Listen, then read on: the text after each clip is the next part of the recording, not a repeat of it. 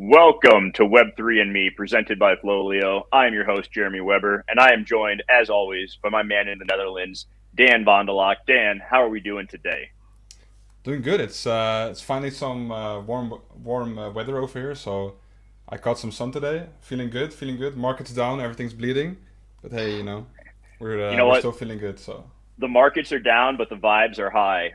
We have a really special guest today. We are going to be joined by the man who is reviving the Pudgy Penguins project. He is the founder of Netz Capital Management. Live from Miami, we are joined by Luca Netz. Luca, how are we doing today? Hey guys, I'm doing great. How about yourself? Doing doing very great, good, yeah. man. Doing very good. You got a big party tonight for the Pudgy Penguins and the F1 race in Miami. How you feeling about that? It's actually tomorrow, and it's an Party's all-day tomorrow. thing. Okay. So Okay. it starts at noon, and then it goes all the way to midnight, and so it's going to be a series of events. But I'm stoked for it. I'm super excited to meet all the Pudgies, and I think they're going to be really excited for what we have in store for them. yeah, I love the Pudgy Penguin Ferrari like outfit. I know, I love it too. We were trying really hard to get a sponsorship, but we thought that we rather create an experience. It was either one or the other, like sponsor a car or create an awesome experience. They both kind of cost the same amount of money. And I was like, dude, an experience is way cooler. Like anybody can slap a sticker on a car, Yeah. It's like, so I went with that. Yeah, I mean, especially after, you saw the people's reaction at like Ape Fest and everything. And, some of the videos that came of it weren't great, a little bit cringy, but for the most part, it got a lot of positive reaction. And I think, putting that kind of experience together for Penguin holders is going to be really, really cool. So let's just jump into it, man. Like from the start, how long have you been involved in NFTs? Or what got you into it? Yeah, so I've been in NFTs for pretty much since the beginning. So probably around July or August. And I used to trade stocks and crypto. So I have this crazy setup of 8 monitors. And I remember one day I saw on Twitter these Pudgy Penguins, and I had bought in a Ferocious and some Top Shot stuff. But it wasn't the whole 10K PFP craze, And so I was getting my feet wet. I was falling in love with everything Ferocious and everything Top Shot. Spending hours a day on my massive battle station, I would call it. And then I saw these penguins on Twitter, and I remember sharing it to my friends, and I was like, this is the one. So I aped in. I bought 40 penguins. Wow. And literally 2 days later, it goes from zero point 0.1, 0.05 to 5 Ethereum. And I'm like, oh my God, a completely huge moment for me. Then from there, I go and ape into the apes and all the other amazing products, some cool cats, et cetera, et cetera. But without the penguins, it's one of those things you can buy into something and it can fail. And then you're like, damn, on to the next. I'll move on to another passion. But the penguins, I was so successful from the penguins that I was like, okay, this space is amazing. I'm diving in and I'm buying all of these awesome projects. So the penguins for me was what kind of started it all. I alluded into our Medium article, it was kind of Yeah. if it wasn't for the penguins, I'm not here. We don't fall in love with Web3. And it's not just me, but many other people on our team kind of feel the same way. And beyond just the team, a lot of people in NFT, and a lot of NFT people started with penguins. And so there's this unique magical moment and attachment with them that when the opportunity came around to potentially make a bid and buy it, I just felt a responsibility to the penguins and to what they've done for me to, go in and make that purchase. I remember, I think it was a Friday when the Penguins really pumped incredibly hard.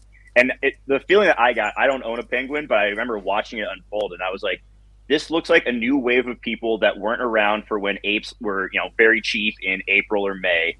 And they're viewing this as their chance to have something like that. So, seeing that go up, and then it also got a huge amount of attention from crypto Twitter and people like Keyboard Monkey and all that. So definitely got a lot of attention there. Was it just the cuteness of it that drew you to the Penguins initially?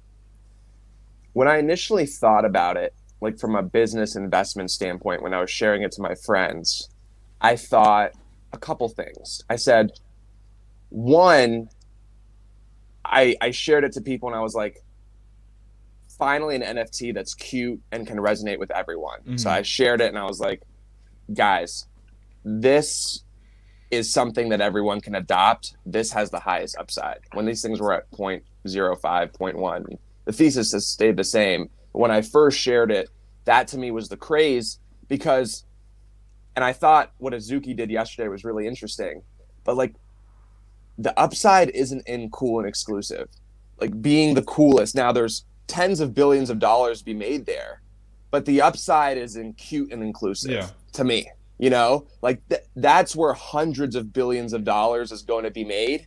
And the cool and exclusive stuff is fantastic. And I'm a huge supporter of it as somebody who's like grown up in the Supreme line and all that like awesome, amazing stuff.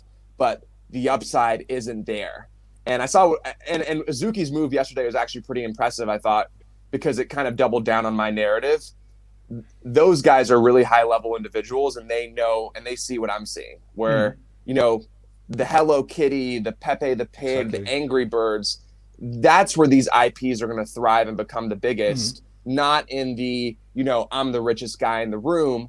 Not to say that there's not a huge market for that. And that's going to be, you need that in the ecosystem. But where are you going to attract mass adoption? Where are people going to be coming in the forms of hundreds of thousands and millions playing your game and interacting with your product? It's not in cool and exclusive. It's in cute and inclusive.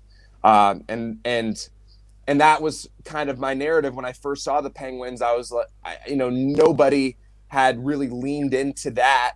And me as like a D2C branding messaging guy, like knowing what sells, I immediately thought, okay, this is what's going to resonate with people. This is unintimidating. This is something that can bridge that gap and bring people on without necessarily it being like Web3 NFT first. People are going to discover and learn about the Penguins through toys and t-shirts and books, and then find out it's an NFT and just bring all of those people on. And so at a glance, I just thought, wow, this is something that everybody can identify with. Because when you're looking at PFP projects, it's about identity, right? Not everybody can identify with certain things, but, you know, whether you're a man or a woman or, you know, resonate or translate as, you know, somebody in the middle, or whether your ethnicity or your whatever it may be, your political view, like a penguin is a penguin. There is no marginalization there. There is nothing where it's like a woman can't rock a penguin or a man can't rock a penguin. Like they both can. You know, it's a penguin. You don't really know what they are, really. Yeah, and like that's why I think that, because we've seen quite a few projects launched that have this like mecha type look, and I just think that it doesn't resonate well with people, right? Like you mentioned, I think the cute aspect, it's like it covers everything. It covers like men, women, everything in between, and children as well, right? So I definitely agree with that aspect. And my girlfriend actually. I got into NFTs like half a year ago, and she was just like, I find this cute. I'm gonna mint it, right? So she minted like little lemon friends, I think, and alien friends. And she was like, oh, I'll mint 10 of those. And they mooned up to like 3 ETH or something. I was like, all right, welcome to NFTs, I suppose. So yeah, I definitely agree. Cute is definitely the way to go. And also from the standpoint of, you know, you talk about like the exclusive and expensive. It's really hard to, you know, if you look at some of these airdrops like dividends for holding an NFT, it's hard to continue to provide those for the exclusive stuff without diluting the brand. So when you're going for like the cute and the wide appeal, it's very easy, not from an execution standpoint, but from the process of like, okay, we can add more value to our current holders and we can add more pieces to this, because if it is, you know, a massively, you know, available product, people are going to want to be involved in it more and more, deeper and deeper. So I think that's also a pretty smart way to view it from an investing standpoint. So going into the acquisition of Pudgy Penguins, you know, there was a lot of drama. We don't need to get too much into that. I don't want to like badmouth anybody, but what were your thoughts when you saw a lot of this unfolding with the vote to remove the previous founders? So without knowing too much, I was a little upset with how things went down, but as I got to know the previous team through the acquisition, I have nothing but empathy for them. And I say this because they're a bunch of young kids who got lucky and created a magical art, but had no previous business experience or business acumen. So what can you expect? You know, a lot of people, you know, claim rug because it gets their testosterone going and it makes them happy, you know, and it like riles them up. Yeah. But like, that's not a rug. Just because somebody like tries and doesn't and lacks the resources and the tools to do something, and they wanted to get in a space because they wanted to be a part of it and wanted to, you know, create art and build something cool, doesn't mean they're a rug puller, you know, or did something bad, you know, like it's just the truth. And so it's one of those things where I think they got a really bad rap, especially because people don't really realize what truly went down there. And I can't speak to it, but there's more than meets the eye. And I take my shoes off and I put their shoes on. And I think there's very few people who, if they were in their situation with their experience, would have done a better job, you know? And so I empathize with them. And ideally, as a holder and somebody who is really invested, I was upset. But I apologize to them for some of the negative vibes I sent their way throughout the whole process, because knowing the situation in its entirety, I like, it was not okay. And, you know, a rug pull is when somebody takes the money and just disappears. You know, like, they were not doing any of that. They just lacked experience and they failed, and that's okay. That's the part of running a business.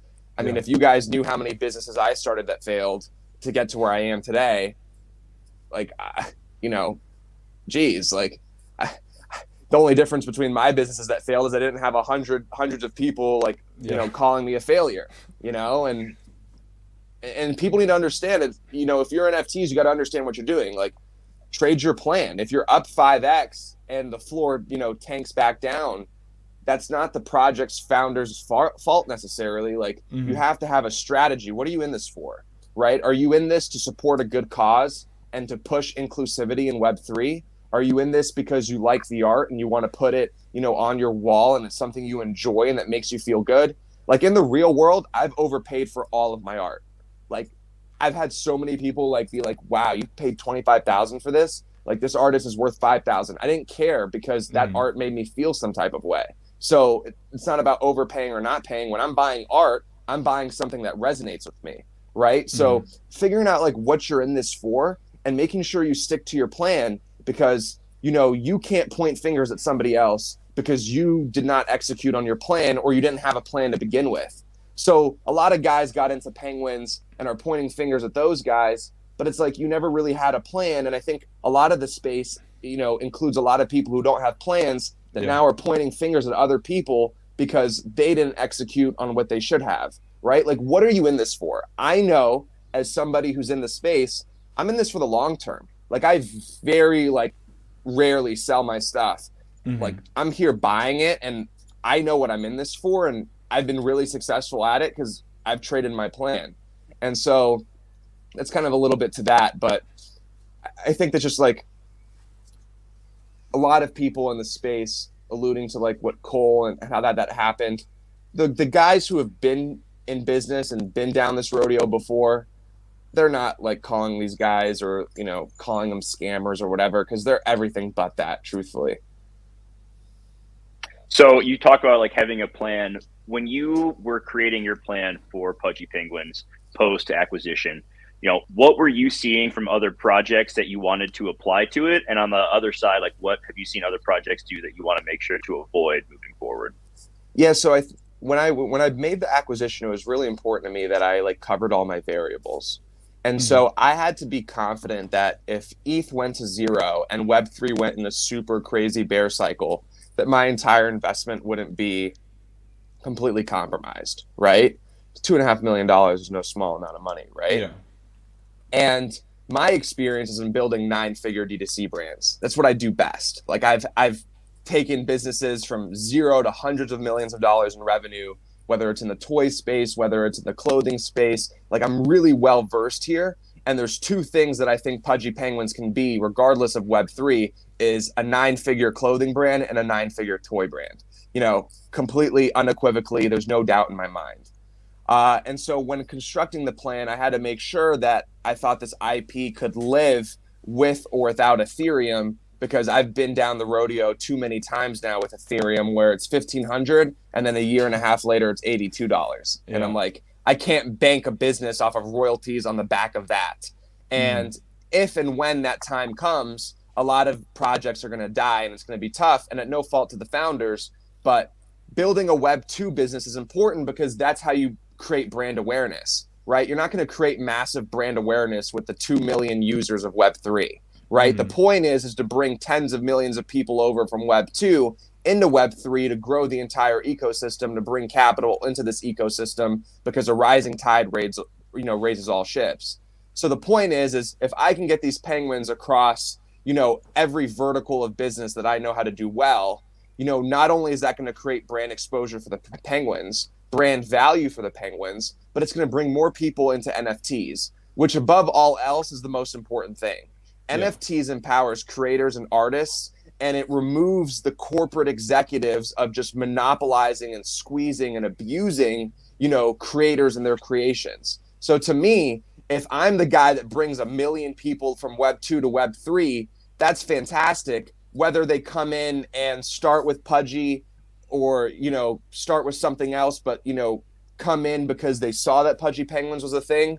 I care about the NFT space and Web 3 space winning because it's the way that the economy should be, and that the way it's like a basic human right, kind of. Like if I create an art form, I should be able to make millions off that art. I shouldn't be middleman and squeezed by some corporate executive, to make millions of dollars on my creations. That's not the right way. It's like, why should I pay for a phone call, right? Or why should I send money to my grandma in Paris who, why should 5 people and a couple banks have access to that money in between? Doesn't make any sense. It's not right. Like, I shouldn't have to send money to my grandma and it take 5 days to get there and I get 4% taxed on the central banks. No, she should get it within minutes and it should get to her in its true value, right? Like, it's a basic human right. Just like me calling and paying pennies for minutes on a call to somebody is not right. That's why we have FaceTime. It's a shift of the paradigm of this like capitalist.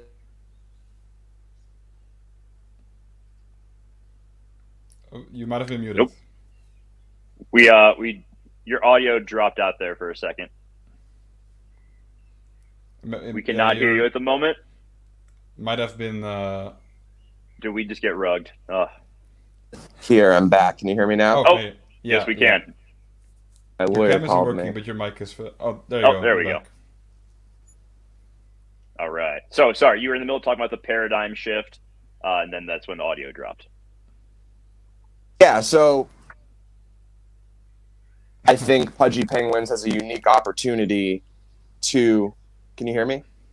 Yeah, yes, yeah. Okay, I just want to make sure. Yes. Yeah, Pudgy Penguins has a unique opportunity because of its unintimidating, cute and inclusive art style, that it can be a huge reason why NFTs succeed, 15, 20 years from now. I think we have a unique opportunity to really be those guys to help lead the charge, to bring people who are not necessarily, know about NFTs or super involved in NFTs yet, to bring them over in a really cool, unintimidating, neutral way that they can identify with.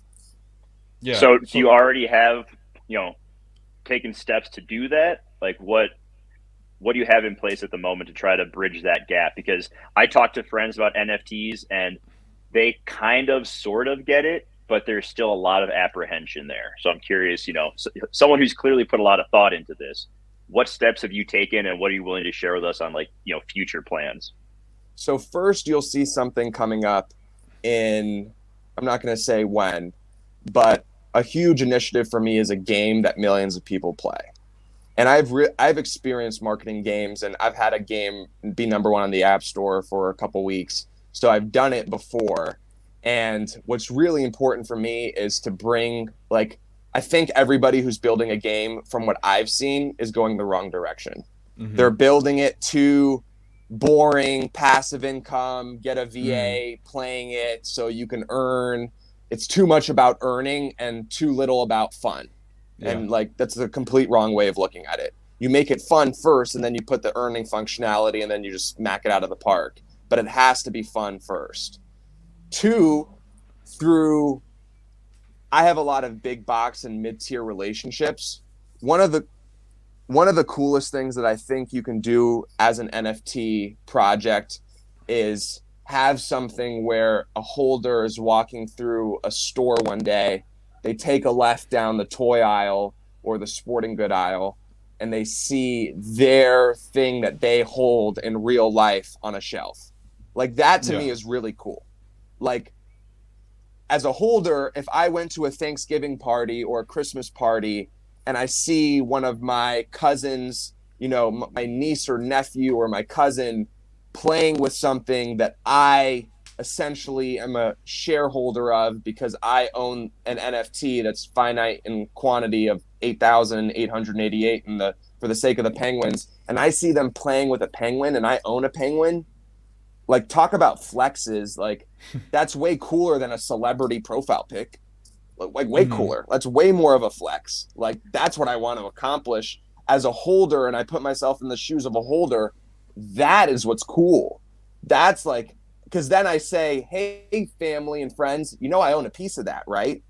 Like that's the dopest value that I think you can provide to your community above all else, right? Like being able to walk through a Walmart and take a picture and say, oh, whoa, I own a piece of that. Like quite literally, I help fund that. Like I help, you know.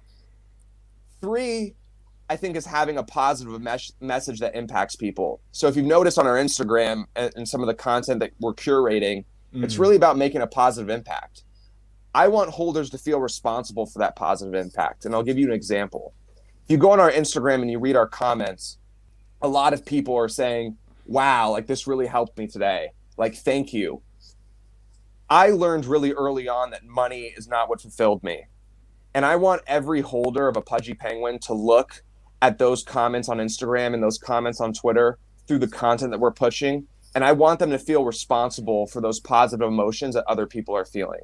When you're buying a Pudgy Penguin, sure, you're buying into, you know, a project with upside and, you know, future utility and all of these amazing things. But above all else, you're buying into a project that's helping people feel good on a daily basis. And to me, that's more fulfilling than any flip or any return that you can get on your investment. And I'm not just saying that as key words to harp on. I'm saying that as a fact, because go on Pudgy Penguin's Instagram and see for yourself. I'm not just giving you like hot keywords that like will resonate with people. It's truly what we're living and breathing. And I'm going to judge the success of Pudgy Penguins when I look back at this 5 years from now, not by how much money we made or by how high the floor price is, but how many people have we impacted for the better? Because pretty soon we're going to be preventing people from committing suicide. We're going to be preventing people from, you know, going through their day miserably. Like we're going to shift that paradigm of content that's being put out there, and we're going to do it for the better. And I want every holder of a Pudgy Penguin or a little Pudgy or a Pudgy presence, I want them to feel responsible for that. Because what I found throughout my life is above money, above all else, the most fulfilling thing that you can do as a human being is help people. And we're helping people through our content. And when you're a holder in Pudgy Penguins, you're responsible for that content that we're pushing out. You're supporting that content, and you're supporting the difference it's making in people's lives. And so I think that's really important. Then we go to the merchandise and where that's going to live. And through a bunch of other initiatives and through our in real life events, I'm really confident that this event tomorrow is going to be one of the best NFT events that's ever been thrown since the series of this business model being out there. I'm extremely confident with what we have planned, that people are going to leave there and say, that was one of the best days of my life. And that's what I want to do. I want to set the bar. In the beginning, I came into this like, okay, we can be top 5 project, top 3. Today, I know we're going to be top 1 because I don't think the bar, there's nothing I've seen that really impresses me. There's nothing that anybody has done that I'm like, wow, like that's really like top tier. And so my thesis coming into this is, you know, bring people on through all of these verticals that I just mentioned with the core value of the business being helping people. Because at the end of the day, God or the universe, whatever you believe in, will reward you. I've learned too many times the hard way that, you know, doing things that have a positive impact on people, you will get rewarded tenfold, and I really believe in that. Yeah, I love it. 100%. Dan, go ahead. What other questions you got coming up? Yeah. So what I was wondering is that, so when you bought Pudgy Penguins, the little Pudgies came with it, right? So what is your viewpoint on the little penguins? The little pudgies and moving forward. I kind of look at the little pudgies as like a subspecies. So one thing that I think is really important is storytelling. To me, a lot of people like to say that the 10K PFP stuff is art on a blockchain.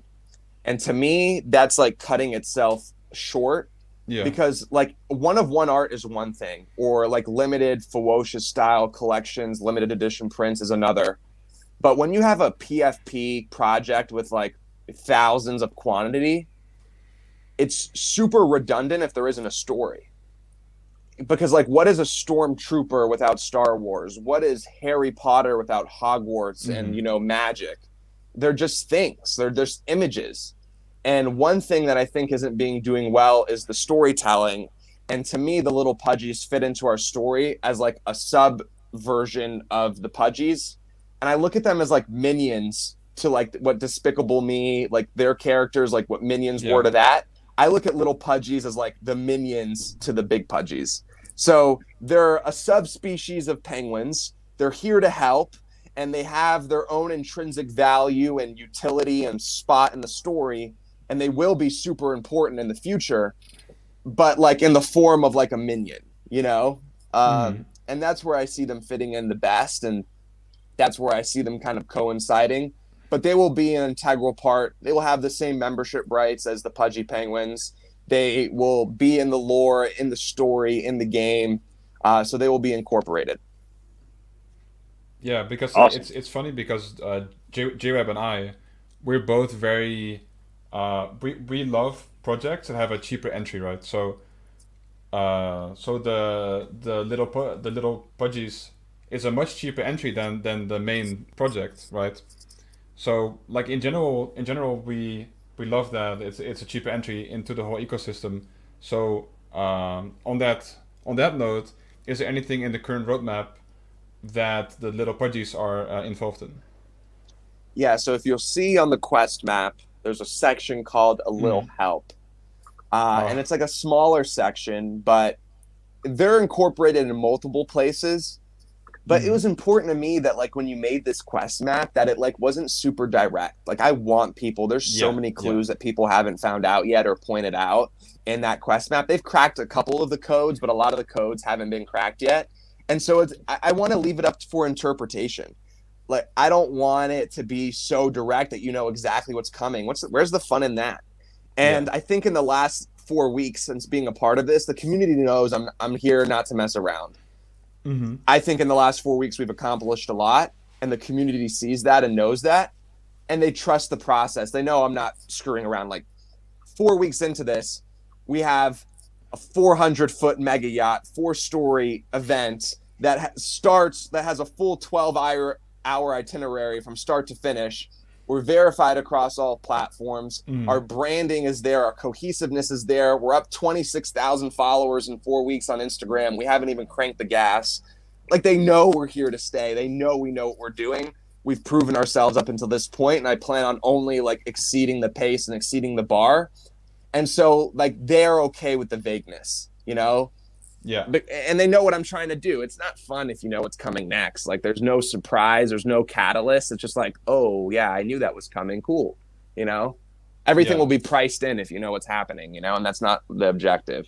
Yeah. Like the people who are buying into the project should, you know, buy into the vision, right? Not necessarily buying into, oh, we're going to get staking in 2 weeks, you know? Yeah. It's about the vision, you know. With a lot of projects, you don't know where the founders are going to be, you know, 6 months from now, 12 months from now. I think one thing that's interesting about our deal is, you know, I'm going to be around for 5 years. I spent $2.5 million for this thing. I'm not here to come in 6 months from now and jump ship.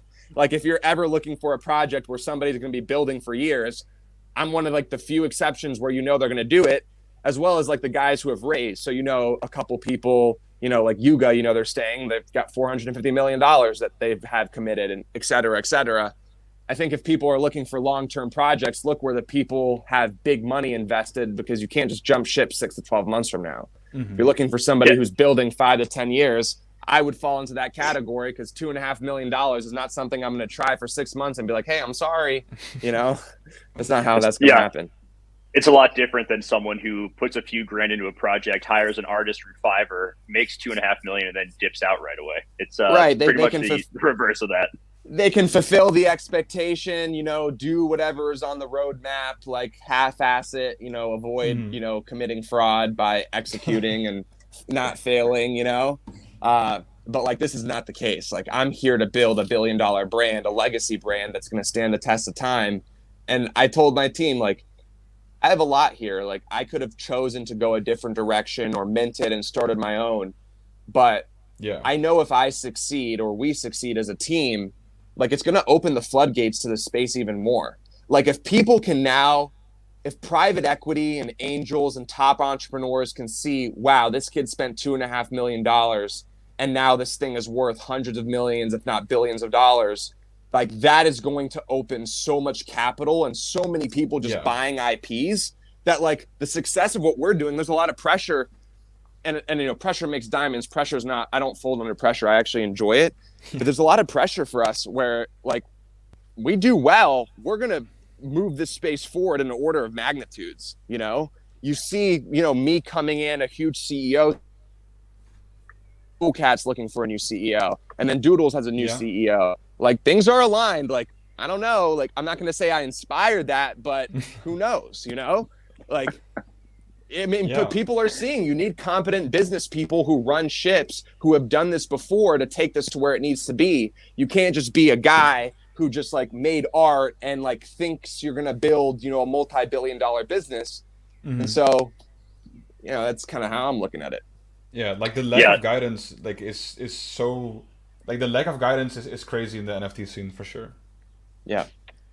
The steps needed to take a project from, minting to being worth, a market cap of a few $1 million is a hell of a lot different than taking it from a few million to hundreds of millions. So definitely feels like you're on the right track there. So anything else? I have the roadmap pulled up on the screen for everyone to see. Anything else you want to tease on here or comment on before we pull that down?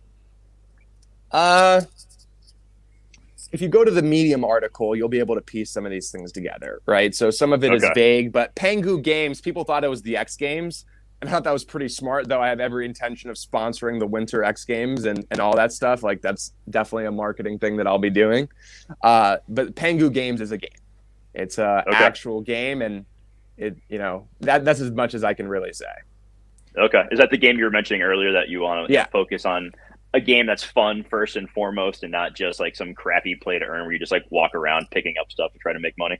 Yeah, and I want it to be play to earn. Don't get me wrong. Like, I think that's the beauty of Web3, but you've got to play it because it's fun, not because you want to earn. Like a lot of these guys are building it on the earning mechanism, not on the entertainment mechanism, and it's completely backwards, just truthfully. And I love what Axie's doing for, there's beautiful stories of Axie, of guys like in Venezuela making a living, and that's beautiful. And I don't want to like shit on that because like totally not. But the game's not fun, I don't go in there and I'm like, yes, running home to go play Axie. Like if my friends are in Apex Legends, I'm running home to go play Apex because like me and the gang are about to play Apex and we're about to win.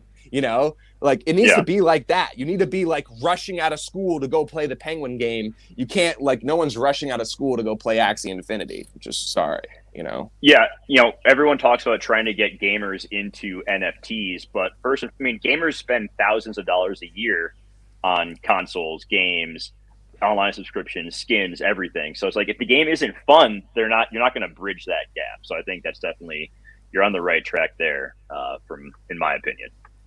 So we've talked about little Pudgies. Have you expanded the team much in the last month since you took over? Yeah, so we're a team of, with Chet, it's probably 19 to 21 people. I don't know exactly. I mean, we came in with 12. I knew there was 12 people that like I was going to come into this business with that I had assembled previously. But then since then, probably around 21. It's been hard because it's, we're on a moving train trying to build a bullet train. right? So like Yeah. I have to be building roadmap and keeping up with the momentum while like setting up like HR infrastructure and payroll and agreements, you know, like employment contracts and benefits and healthcare and dental, you know, like so it's like usually you'd be able to like spend a couple weeks and just focus on that and own that. You know, that's the beauty of, you know, I have so many amazing people on this team. It's unbelievable the way these guys have owned certain parts of their departments. So I'm grateful in that respect. Yeah. So one thing I'm wondering is, you have someone that does dedicated memes as well, right? Are they a genuine employee, or are they like a No, like a he's a genuine employee. Yeah. yeah, I But he's love a it. I love community it. member. It's not like I pulled this guy from like LinkedIn, like, yo, you want to make memes? I create memes. No, it's important for me that like I hire from the community and that Yeah, I give these yeah. people an opportunity to succeed. Like some of the most fulfilling things that I've done in my life are like, you know, doing like little alpha chats and like putting people on where they can like I love doing that. It just makes me feel so good. Like I love changing people's lives for the better. And I like taking care of people, especially the guys in the, you know, there's the guys that we have hired from the community were the guys that kept this thing afloat while everything was a disaster, you know? And so, you know, I flew them out for this event. I put them in a, you know, an awesome Airbnb. One of them is in like a crazy mansion. So the mansion that we booked is one of them's in there just living his best life in like a $12,000 a night spot. I'm like, yo, you deserve it, man. This is what it means to be a part of the team, dude. So they're living life and like it just makes me happy to see them and like, yo, you can fly out here. We can take care of you. We can put you in a spot where you're comfortable and there's a pool and, you know, like a nice kitchen and like you're like, wow, like this is a vacation almost. Like you deserve that, you know? Yeah. So one thing I'm curious about, and this feels like it's a really tough balancing act, the idea of just running people into the ground, you know, work-wise seems like a very Web2 mentality. So how do you create a balance between, you know, taking care of your people, but also fulfilling the needs of the community and giving yourself time away? Like that has to be a really tough juggling act, especially once you just got started with this project. Like what does that look like for you and your team? So the way the world has shifted, the work culture is different.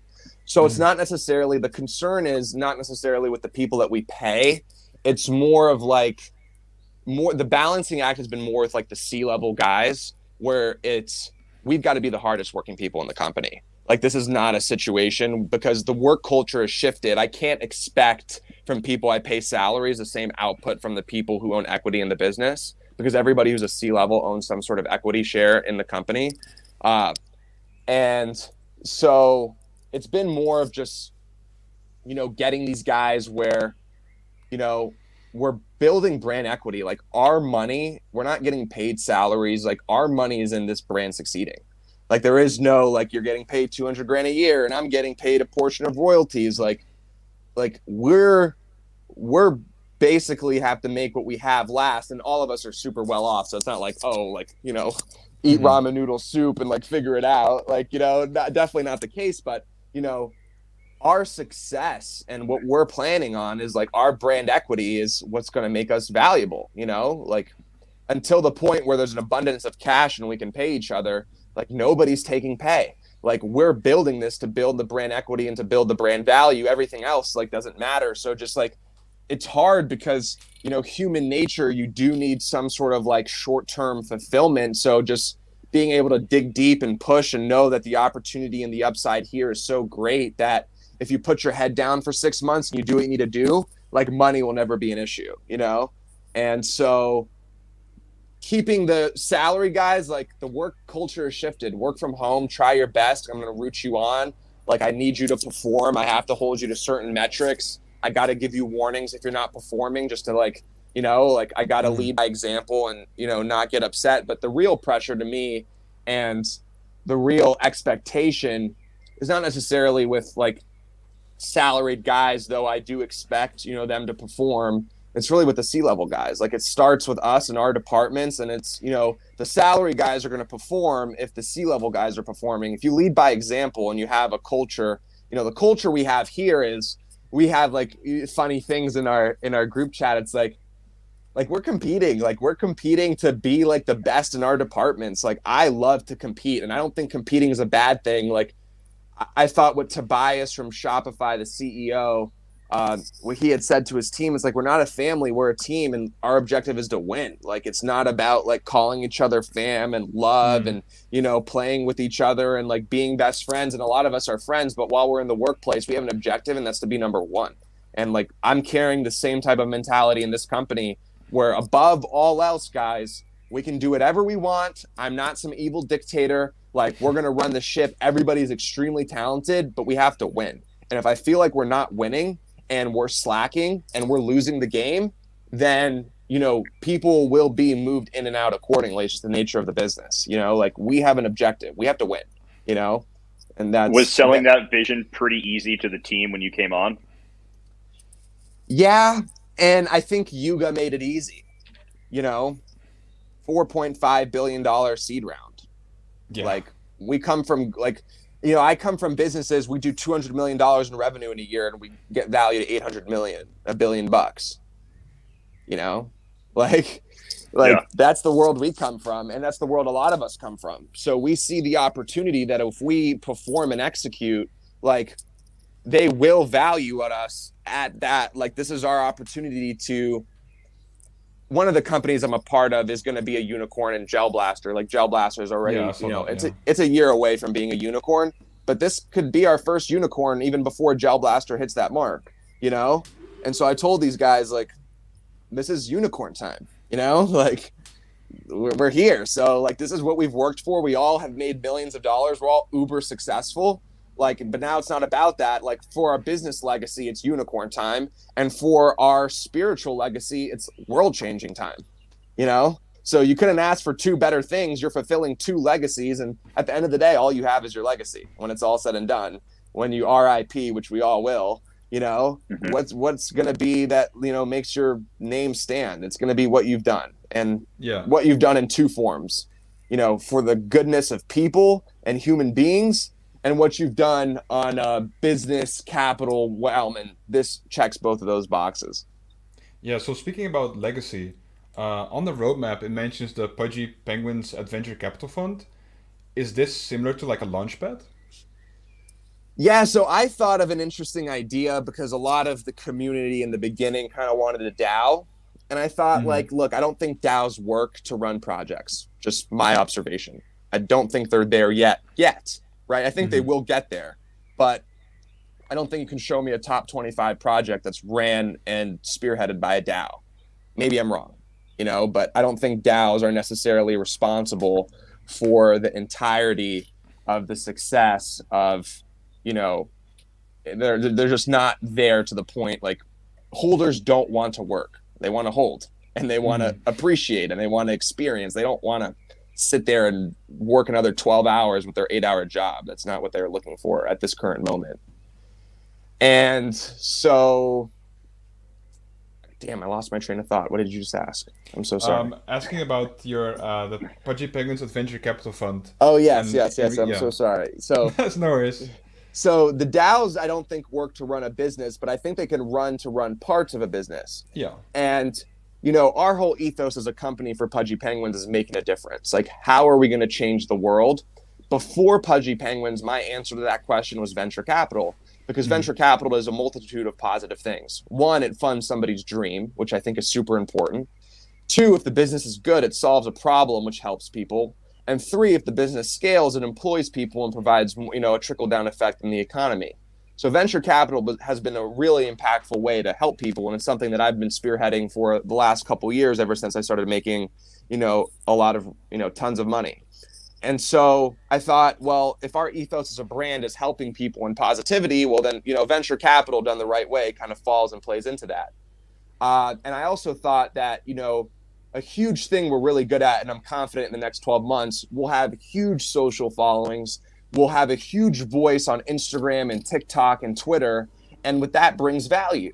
So if you have a startup and you're looking for your first couple thousand users and your first initial traction, where I think there's a lot of deals to be made where, we can be, the Pudgy Penguin Venture Capital Fund could be first money in to, some of these, tech startups or SaaSes, whatever it may be.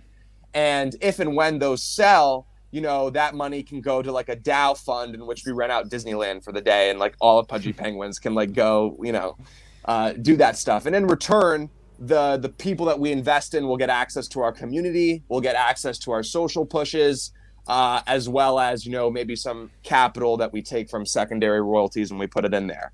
And I think it's just a great opportunity to get the community engaged, to get them to like feel like they're a part of these businesses. Maybe there's employment stuff. We can, those SaaSes can employ the holders. You always see that, with CryptoQ and Nansen. He was a Pudgy Penguin holder, met Alex from Nansen and Pudgy. Now he works for him. There's like a lot of beautiful synergies that come from that. And that's something that I want to do. And unfortunately, you can't distribute the money back to holders, but you can totally go rent out Atlantis for a week and say, all holders come to Atlantis, Bahamas, expensive paid trip, because Nansen just sold for $5 billion and we owned 1% of Nansen. So now we have $50 million to go spend on Disneyland, Knott's Berry Farms, and Atlantis for you and your family and everybody you want to invite.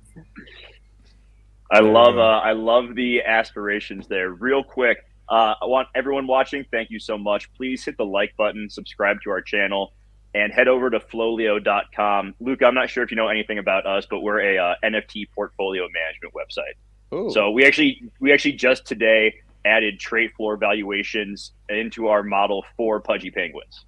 So nice. if you look at your portfolio holdings, you can link your wallet. You don't actually have to connect it. You can just copy and paste it as well if you're concerned about security. But you can see your portfolio valuation, and it includes trait floor valuations for your Pudgy Penguins, not just a generic floor valuation. So wanted to bring that up for anyone watching. So, we're running low on time here. I want to respect your time. I know you got a busy day getting ready for this awesome party tomorrow. What are one or two, final messages you want to send out to the Pudgy Penguin community? It seems like they've been incredibly receptive to you taking over. I know that I was looking back at like floor price. I know that floor price isn't everything, but it definitely shows, the way that a community is viewing a project. And it's been very steady ever since you took over, even in a time where projects in that price range have declined greatly. So, what are a few things that you want to leave for the community to send it out on a high note? I just want to tell them how grateful and thankful I am for them. Sometimes you can get into a community and it can be completely toxic and negative. Yeah. And I go into that Discord and I like laugh every night because these guys are like professional meme makers. If there was ever like a business that needed meme makers, just go to the huddle. Like you'll find like 30 of these guys. And I'm just excited for what's to come. Like I know that what we're doing is going to be amazing. And when it's all said and done, I know I'm going to make these guys very happy. And I know that they know that they can believe in me and they can trust in me. And I look forward to seeing them within 24 hours and enjoying some quality time with all of the holders. So I look forward to it.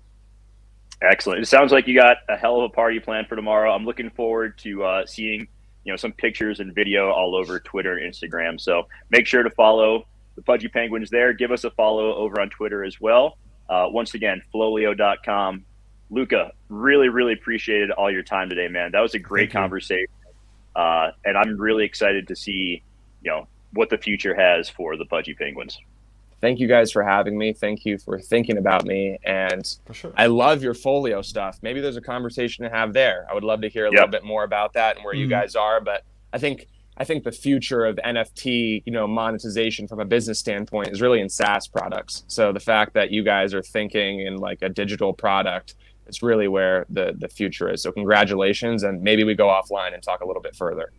Absolutely. Sure. Yeah, we're, everything that we have right now is free to use. We have our portfolio stuff. We also have an OpenSea browser extension. So if you're shopping for a penguin, you can see rarity rankings and like trait floor valuations for that penguin directly on OpenSea.